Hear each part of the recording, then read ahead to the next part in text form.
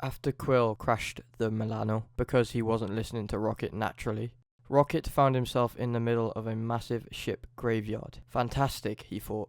Just find some parts, patch up the Milano, and get the hell out. Thinking it'd be easy. Except most of the ships were ancient junk, barely worth salvaging. He marked a few worth checking out, but nothing that would fix the Milano at this urgent time.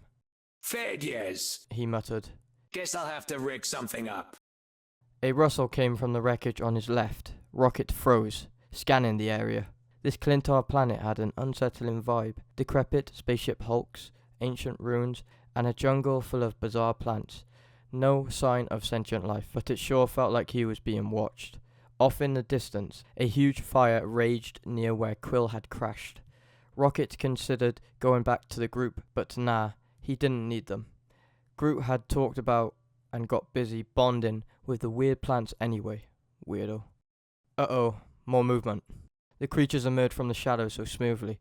Rocket barely registered them as anything more than shadows at first. Then, their twisted, elongated forms took shape against the flickering firelight. Dark, skeletal creatures, long claws, jagged teeth, and eyes gleaming with hunger. They leaped from the wreckage towards him. Rocket didn't hesitate. He racked his blaster and fired, sprinting in a random direction to keep the monsters off his back. Ahead, a complex of strange, imposing buildings loomed, but Rocket didn't have time to second guess. With more of the toothy bastards hot on his heels, he bolted for the entrance, praying for something to hold them off. Just before he reached the door, Rocket slammed a miniature gravity well into the ground behind him. A violent burst of energy ripped apart the closest creatures, buying him enough time to dive inside and jam the door with anything he could find. Scrap, debris, and a bizarre statue he shoved in front of the entrance. The creatures began pounding on the door, but Rocket wasn't wasting time. He had to get a plan together, and fast. Exploring the building, Rocket quickly realized this place wasn't just some random ruin.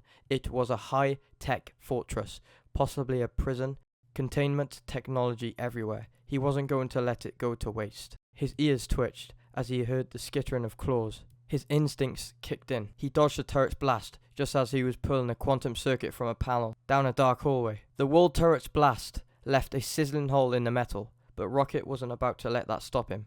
He cursed and yelled at the turret, then spun, blasting the creature to pieces just as it lunged from the shadows. More were coming, though. He could hear them closing in. Spooky, he muttered, trying to stay calm while his mind raced for a way out. With monsters in the building, there was no going back outside, so his only option was to activate more of the facility's defense systems. The corridors were too open. He needed a choke point until Quill and Groot came to look for him. There was a side room just off the entrance, one that had only one door. It was small, isolated, and had an exterior wall. If he could retrofit the defense systems, maybe he could hold them off. Moving swiftly but cautiously, Rocket zigzagged through the halls, weighed down by the gear he grabbed. A monster suddenly appeared from a side passage, but Rocket had already smelled it. His blasters lit up, incinerating the creature before it got close. Another dropped from the ceiling, but Rocket was already on it, his whiskers detecting the airshift just before the monster struck. A quick shot, and it fell apart. Rocket stopped dead in his tracks when he saw it, a sleek energy barrier projector in a doorway, just like the ones used in Xandarian prisons. His eyes lit up. Oh, yeah? He muttered to himself. He ducked into the room, keeping his ears alert as he scrambled to hack into the control panel. He was so close to the entrance now, the monster snarling just outside, but this room could be his salvation, if he could get the defenses online. A monster lunged from the darkness, but Rocket dropped his tools and fired, blasting it into a smear of Viscaria. He didn't waste a second before returning to the console. With a quick flash of inspiration, Rocket rigged the panel, hot-wired a few circuits, and slapped the power button.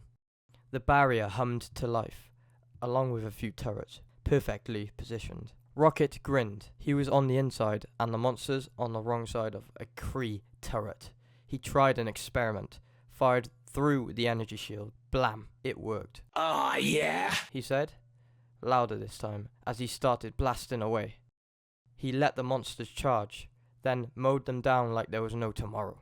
But of course, there might not be if he didn't get back to the Milano in time. Rocket paused for a moment, struck by a brilliant idea. He could use this tech to fix the Milano's engines, plasma arrays, couplings, magnetic field resonators. He could wire everything together. The Milano would be back in business. As the surviving monsters slammed against the barrier, Rocket continued to take them down, each shot pushing them back, but there were more coming. The barrier couldn't and wouldn't hold forever. A new wave of creatures charged and reached, baring their teeth. Rocket racked a fresh charge into his blaster, aimed it at the door, and waited.